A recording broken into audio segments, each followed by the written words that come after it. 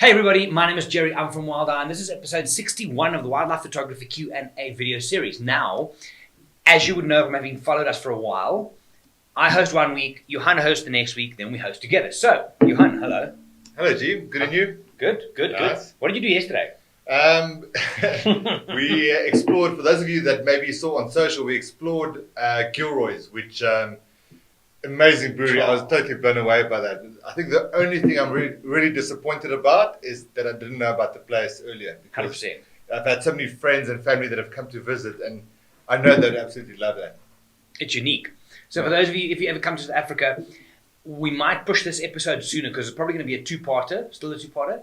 Yeah, so we might drop one pretty soon because it's amazing content. Anyway, Wildlife TV we'll discuss maybe at the end of this show a little bit. For now, though, here's the first question and go. A 3-week trip to spend exploring South Africa. What do you recommend? Wildlife and anything else? Okay, so we're 3 weeks in South Africa, easy to fill. Yeah. There's a lot of good stuff here. So the most common thing that people would do on a long trip would be bush and beach. So some other safari, for example, Madikwe or Sabi Sands, and then to pop over to Cape Town. But there's so much more. Yeah, and I think, if you're doing it by yourself, the road transfer or the road trip part of it, I think would be really cool. If you're going all the way from somewhere like Kruger to Cape Town, there's a lot that you can stop and see along the way. You can, that garden route from Port Elizabeth, and there's also different reserves in different provinces. You can go to KwaZulu-Natal, the East Coast. Yeah.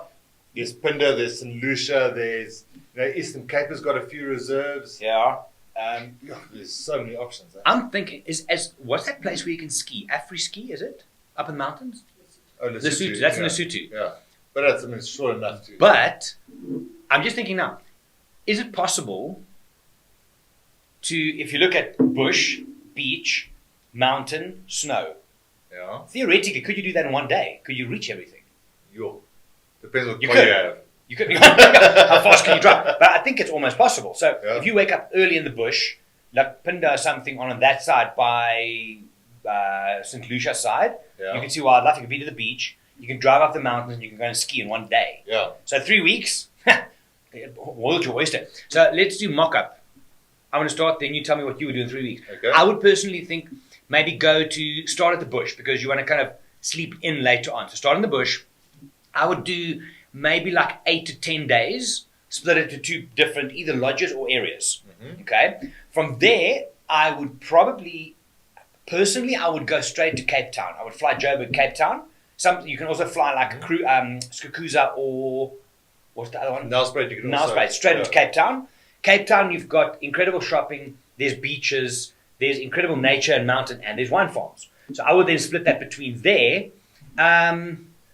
I mean, if you still want to add more, you can always pop to Durban and then come back. But I think for me, I would split it half between Safari and Cape Town, which offers a lot. Yeah. I would also start in Kruger. I'd go the camping route just because all like the little chalets, you can do your own thing. And then if you look at the map of South Africa, go that whole east coast. So drive down all the way Wild Coast, Transkei, there's Coffee Bay, which is incredible. And then make your way sort of down and around Eastern Cape. You can do safari again there if you, there's Addo, there's some private reserves like Shamwari, Amakhala, those kind of places. And then from there, road trip Cape Town, you're doing the garden route, you're doing Plettenberg Bay, Knysna, oysters in Knysna, incredible. Go to Cape Town, wine tours, amazing restaurants. Probably not the best place to swim. I think the water's too cold. That's just my personal opinion. And then from there, you can fly internationally to wherever you need to be. I think that'll be a kick-ass. When are we doing that? I'm just thinking, what's my diary like? So I think for me, so what's it, Safari Girl? Yeah. I think, and this is also, you have to depend on what you want. So if you go like Safari, whether you do camping or luxury Safari, and then you go to Cape Town, you can stay in the Silo, which is it's one of the best hotels I've been in the world. You can do the waterfront, you can do the wine farms and so on. Or if you don't anchor it around wildlife, just road trip. Yeah. I spoke to Brendan Byrne on the podcast a couple of episodes ago, and he also said that he drove through the States and how big it is and how you see all these different things, and If you do that in South Africa, you're going to find some gems. Yeah. So if you maybe if you don't make wildlife the anchor of the trip, you make the road trip the anchor, but include wildlife. Yes. That might be a different option. Yeah. And my advice would be to like plan as little as possible. Plan like literally like your first maybe day or two, but then wing it as you go. There's, especially I think now during this time, it's not super busy. Yeah. So yeah, that would be my. I think that's pretty cool. Hope that helps. Yeah. Next question. How do you create a gallery with a title from your SmugMug plugin in Lightroom? Okay, so we're not going to overlay this. I've actually got a video on my Instagram TV, if you scroll way back, in which I'd run you through how to do that. But let's just talk this through. So in Lightroom, from the top it goes, catalog, folders, collection.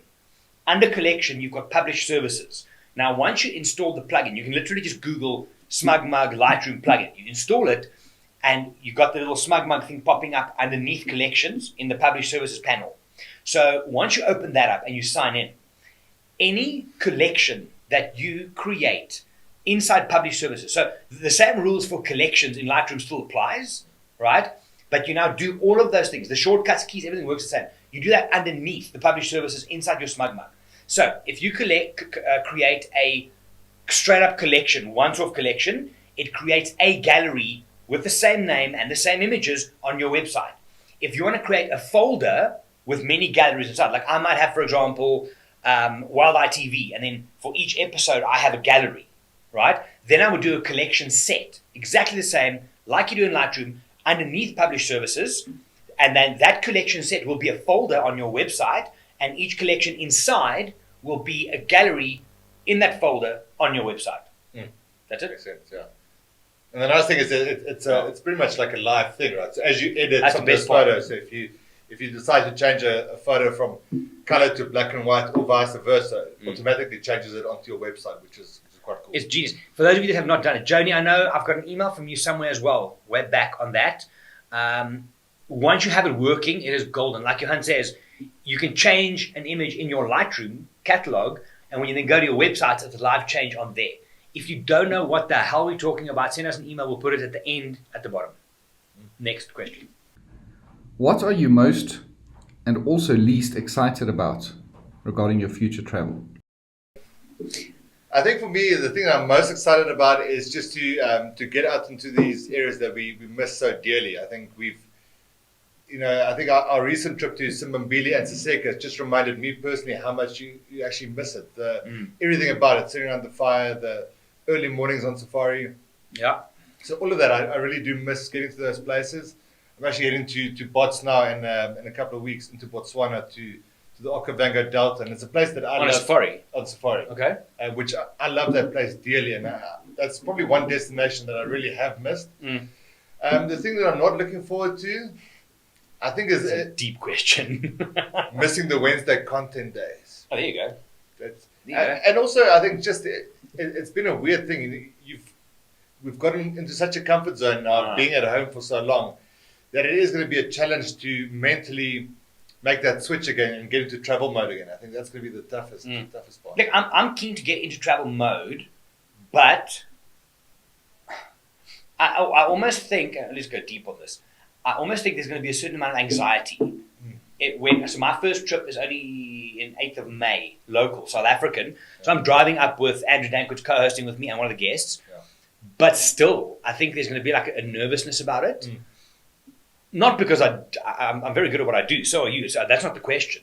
But it's that whole thing about it's been almost 2 years kind of thing. It's like a year and a half type thing. So looking for, as well, it's those experiences that we know are amazing and why we built this business. So that's why, and that's why I'm looking forward to. I think also how deep are we going with this? Jeez. Okay, so lockdown changed a lot of stuff. We were in a pattern, and a very good pattern, because the year before lockdown, we had our best year ever at the company, right? Lockdown happened, the world changed. With that came, we looked at ourselves differently and what we want differently.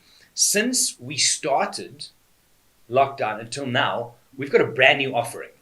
So we've done what we have to keep busy, but suddenly it changed into something else. And I'm a little bit, is it nervous maybe, of starting up and then seeing that go, but I'm not going to let it. So it's kind of a catch-22, because I can't wait to get back in the bush, early mornings, the sun, just game drive, everything. Even some of the teaching. I haven't done proper teaching for a while. But then there's the other side of it. So it's a tough one. Yeah. I think also that feeling of the excitement that you get from people, and creating a memorable experience for someone, sharing that amazing sighting with someone, maybe something that they've been wanting to see for their whole life. That part, but then also again, and I know you're talking about Wildlife TV, which the other exciting thing for us about it is what we're creating. 100%. So it's a different sort of mindset, where the safari thing is what the experience we're creating for our clients and the images that they're creating, whereas the Wildlife TV is the creativeness that we find within ourselves and what we are personally creating, and the story that we're telling that way, I think is something that's really cool. Yeah, I think we should do a standalone episode just on that question, because there's a lot more. Yeah. But for now, that's it, I think. Okay. Yeah? Yeah. Okay, next question. Callum on here asks, where would you guys travel to first in Africa once the restrictions are lifted? So the restrictions are lifted at the moment. So there's inside the country, inside the country. Is it Africa? Oh, sorry, Africa. Africa. So at the moment, Botswana's open, Kenya's open, Tanzania's open, Zambia's open, Zimbabwe's open. So pretty much Uganda's open. Southern Africa. So East. Yeah, most of Africa is open to travel now. One place, I'm dying to get to Amara camp. Not just about the wildlife, but just to see the people. We haven't seen them for.